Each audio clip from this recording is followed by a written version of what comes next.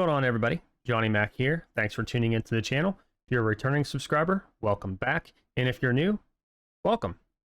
So let's get on into this. Lost Ark, number 1. Let's dig into it.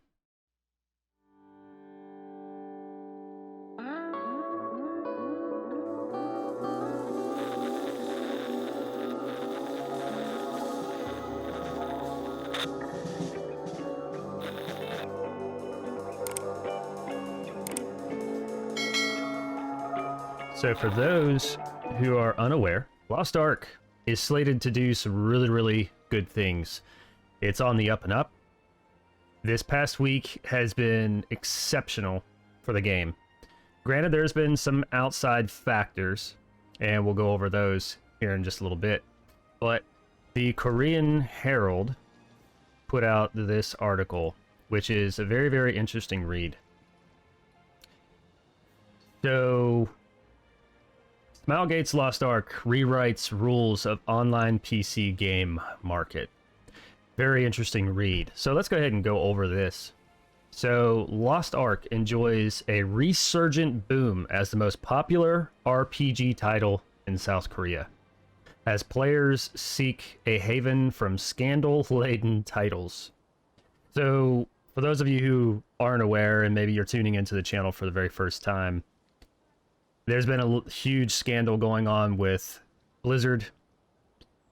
Activision has been cleaning house. Many people have been completely canned and are currently being indicted, including, some of the upper echelon bosses, including their president, gone. So for those of you who are not in the know, it might be something you want to look into. Basically, in a nutshell, huge sex scandals, sexual discrimination, gross sexual misconduct, hazing, you name it. It's been pretty bad. One other aspect of that whole thing that has not circulated very well is there is actually a room called the Cosby Suite. The Cosby Suite, for those of you who don't exactly know the play on words, it's referencing Bill Cosby, and I think just about everybody in the world knows what he was accused of, sexually harassing women, gross sexual misconduct, so forth. This suite was actually mentioned in several internal correspondences with high-level entities, and it was actually referenced as the Cosby Suite, which is pretty grotesque and in itself telling. So as the ground and basis for this whole build-up for Lost Ark, as well as other MMOs, there's been this mass exodus from WoW. There was actually a video put out by Bellular just the other day where he crunched the numbers, and WoW is at an all-time low. Right now, they don't even have 2 million active players. It's pretty bad. Like they are down basically 50% of their subs. The world of Azeroth is crashing. So you have this massive exodus of players, and they're looking for a new home. And that's one of the main reasons why Final Fantasy XIV, absolutely love the game, wonderful game, has had such a huge surge of incoming players. Also driven by Asmongold. And for those of you who don't know who he is, he was by far the #1 World of Warcraft streamer and player.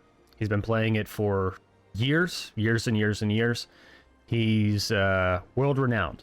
And he brought a lot of traffic to Final Fantasy XIV because right now, I do believe it is his main driver. He does not stick to, specifically to that game, but he has been spending a lot of time in Final Fantasy XIV.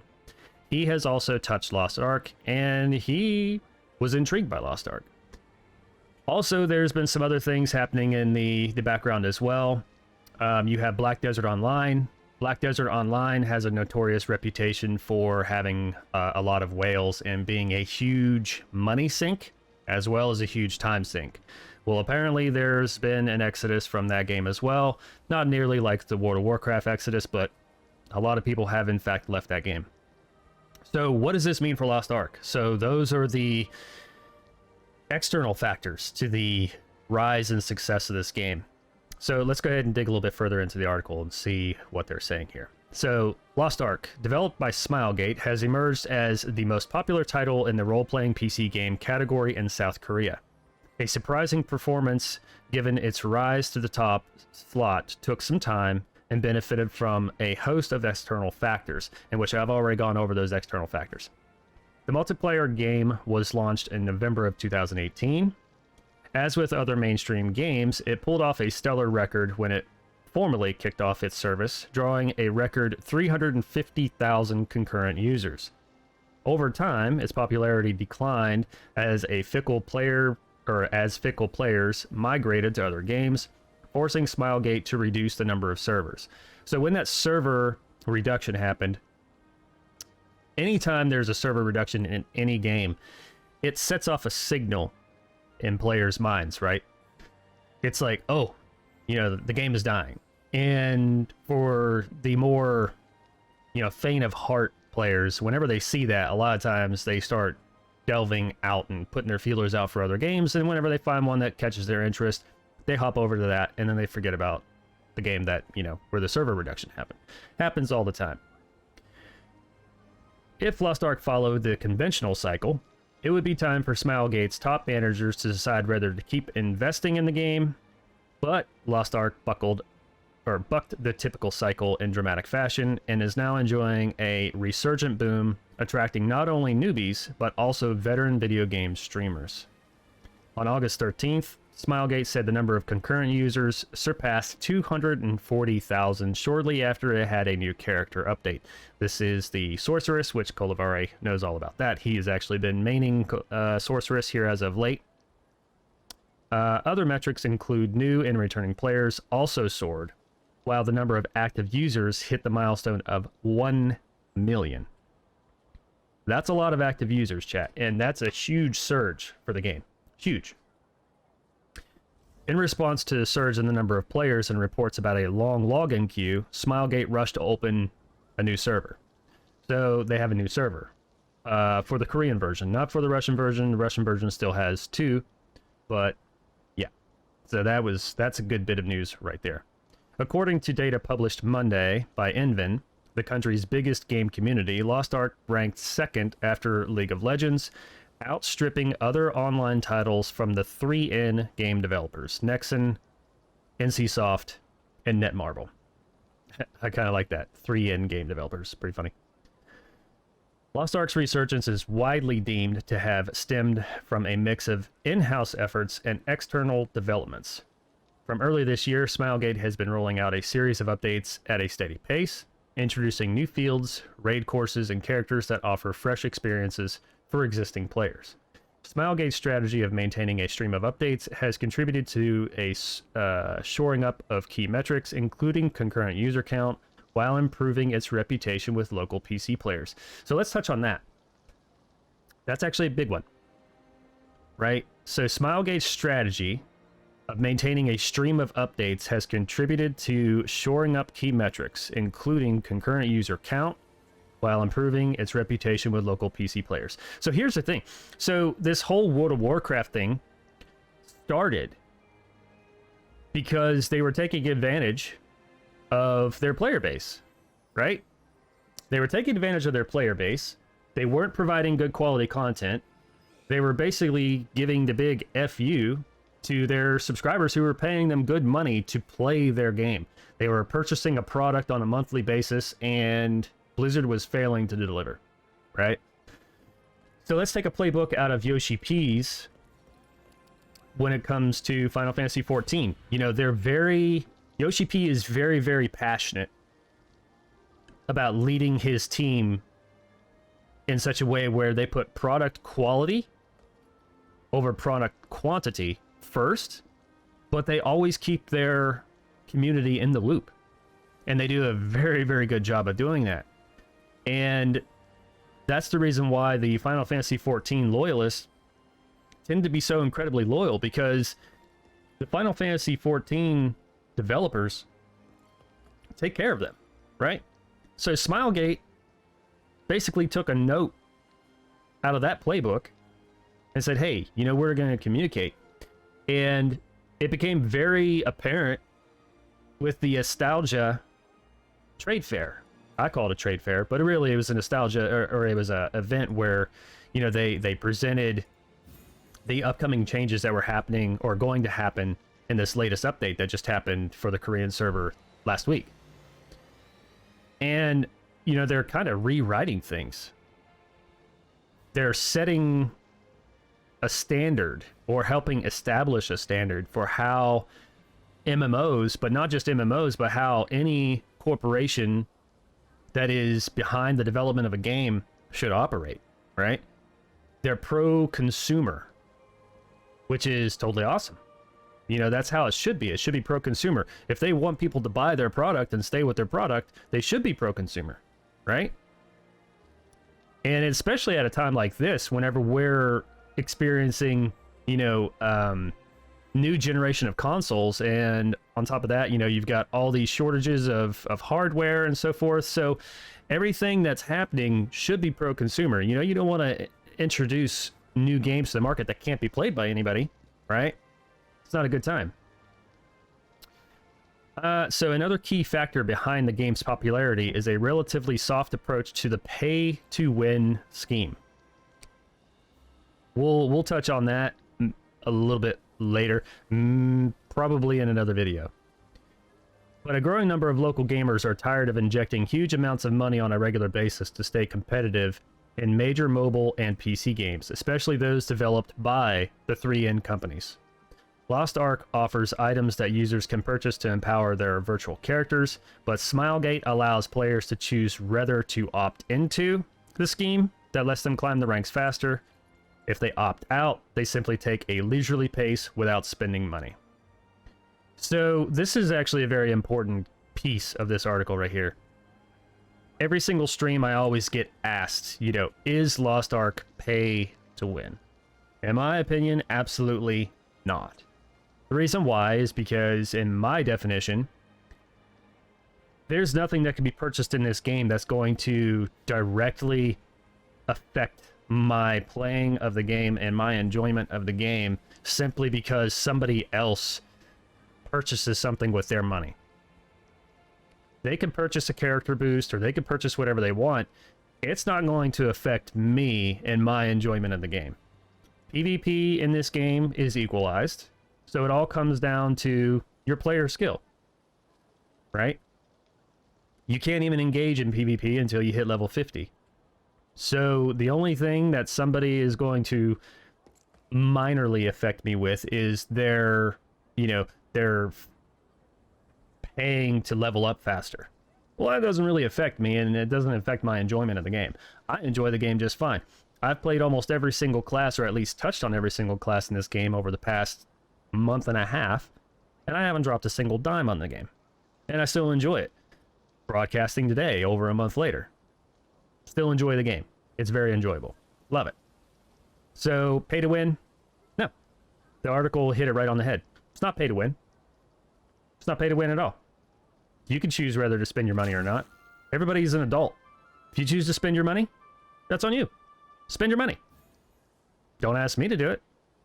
I'm sure I probably will spend some money. I don't think I'll be doing character boosts, but I will most likely be buying some cosmetics whenever the game releases. Absolutely. You know, I mean, I've spent $100 on the North American version pre-ordering. That's the only money I've spent so far.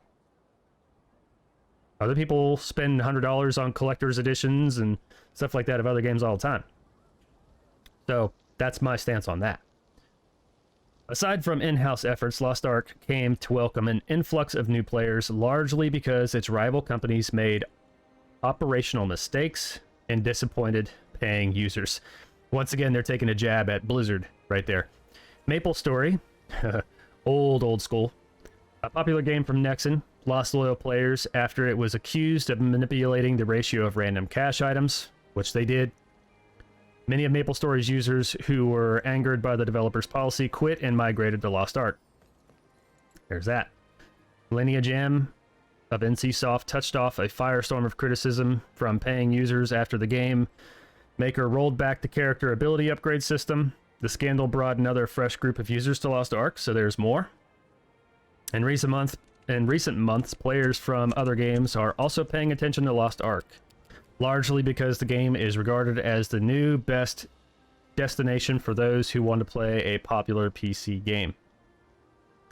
Existing mobile and PC game developers are reportedly drawing up new marketing strategies and events targeting users who consider migrating to Lost Ark. This is true. The reason why this is true is because look at the North American release. It was picked up to be and backed by Amazon Game Studios. It was a very wise investment for them because right now they have a lot riding on New World, right? So this is almost a surefire way for them to make money. Really smart of them. Is it going to compete with New World? In a way, yes. In another way, absolutely not. Because here's the thing, Lost Ark is a isometric point of view, and not everybody likes that isometric point of view. It's not for everybody. Now, you're not completely locked into that isometric point of view. You know, you can zoom in on your character and whatnot, and you can sort of change the camera angles, but still, not everybody is going to like that isometric point of view. So really, Lost Ark, it fits a niche market, right? And same way with New World. New World appeals to another niche market. It's not the same for Final Fantasy XIV either. Final Fantasy XIV also satisfies a niche portion of the market because not everybody likes that, you know, art style that Final Fantasy XIV has. So each one of these MMOs, which I feel are going to totally dominate the market, each one satisfies a particular segment. And I have a feeling that there's actually going to be quite a few people that are probably going to be playing all three, right? Yes, you're going to have your loyalists where they're going to settle on one game and that's going to be their main title. But each one satisfies a particular aspect of the game, you know, the MMO genre, that another one does not. Where one lacks, another one picks up. Now, of the three, I feel like Final Fantasy XIV probably satisfies a broader variety of all those different aspects. But then again, the game has also been out a whole lot longer too. You know, Lost Ark didn't come out until 2018. So, you know, it's the new kid on the block compared to Final Fantasy XIV. And then, of course, you know, New World is literally the infant of everybody. And it's going to be going through its growing pains too. Make no mistake. A lot of people are under the impression that New World is going to be this huge MMO. And yeah, probably the first month, it's probably going to blow up. Almost guaranteed. As long as they don't screw it up. You know, as my buddy Brian over at Ginger Prime said, you know, it just has to not suck. As long as it doesn't suck, it'll do well, especially for the first month. But the problem is that there are so many MMOs coming out in 2021 by the end of the year that it's going to struggle. If they don't land on a good foot to start out the gate, they're going to have some issues. But there's always that niche market that it's going to satisfy, that niche segment, right? One clear sign of the game's popularity is how many video game streamers opt for a title. On streaming platform Twitch, many of the top-ranked streamers have switched to Lost Ark. In recent weeks, well-known streamers of World of Warcraft moved to their Korean game after Blizzard came under fire for an alleged sexual harassment scandal, along with the departure of top figures. In which I touched on this at the very beginning whenever I started going over this article, so we're not going to go over that again. Since Lost Ark has benefited from such external factors, boy, I can't talk. There is a possibility that its standing might be affected by a new round of developments in the gaming industry. Experts point out that Smilegate has made efforts to communicate with users and keep the game playable without requiring players to fork over huge amounts of money.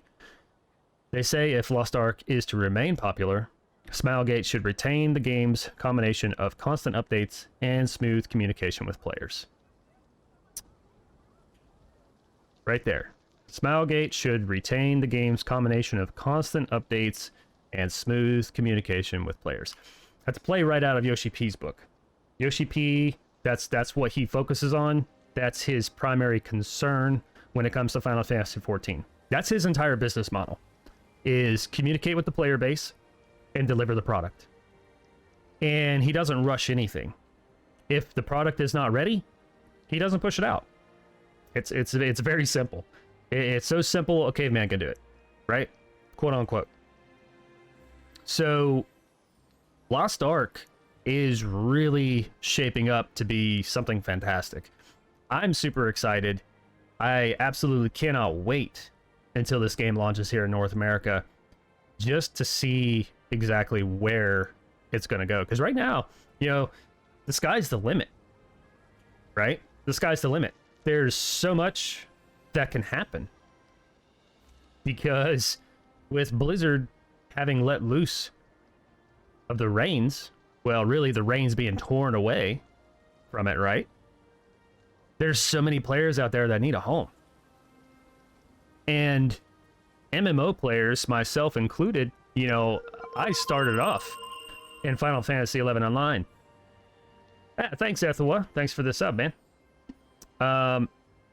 You know, I started off in Final Fantasy XI Online, and it created such memories for me and the wealth of community in that game that's something that MMO players yearn for, is that sense of community.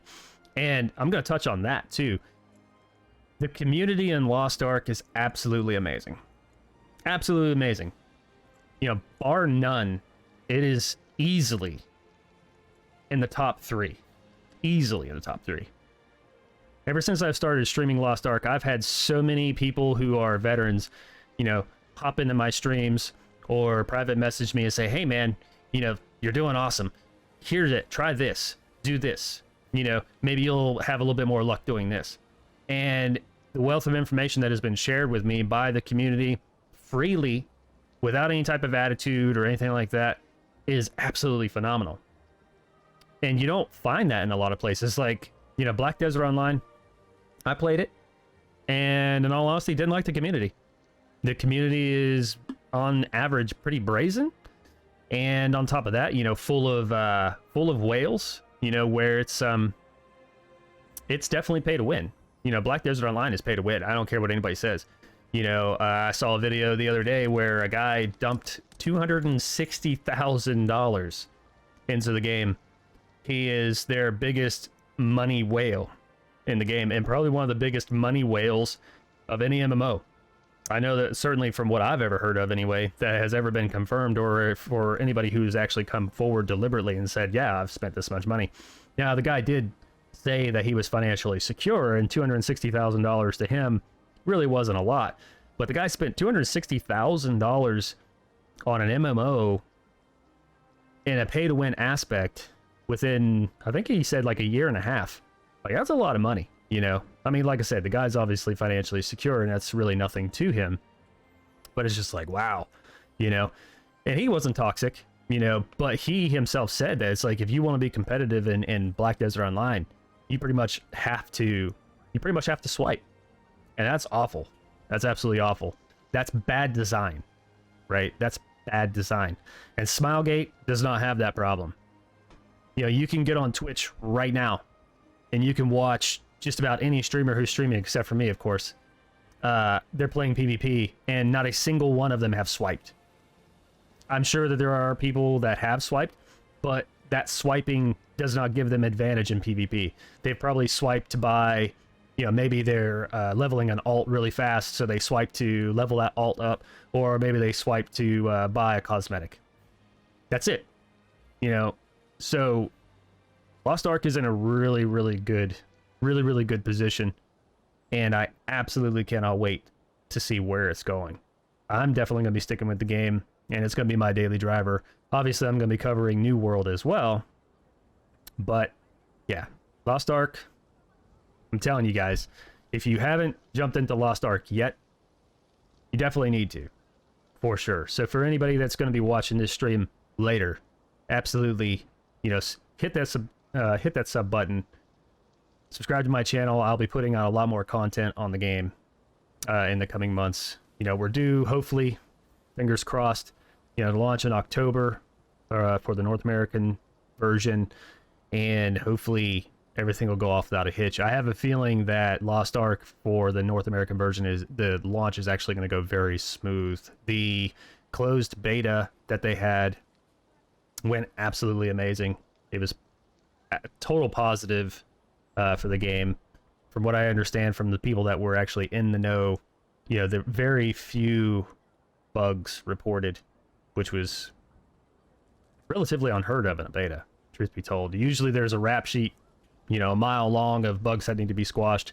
You know, New World, they basically confirmed the exact same thing. You know, they had, just on their forum alone, you know, a huge ongoing list of bugs that they had to squash. That's why they delayed it, which is good for them. You know, they received some criticism from the player base saying, oh, well, why'd you delay? You can't have it both ways, guys. You can't have it both ways.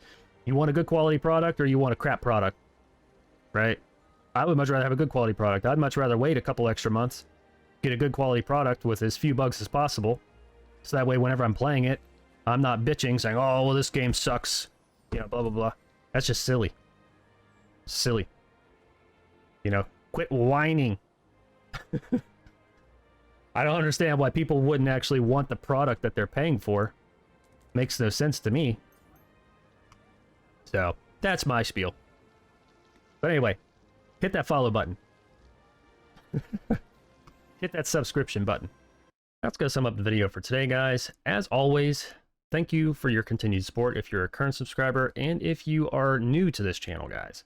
I am rapidly approaching 1,000 subscribers. At that mark, I get a whole new tool set, and that tool set will allow me to produce better content for you and everybody else. So if you think I earned it today, don't forget to hit that like and smash that subscribe button, as well as hit the notification bell, so that way you get notified when I make future uploads of videos just like this one, and also whenever I go live with one of my live streams. And also, guys, leave a comment down below. Tell me, where are you from, and also what you're most looking forward to with Lost Ark. I'm very curious to see exactly what kind of responses I get. I have a feeling it's going to be pretty interesting. Catch you next time.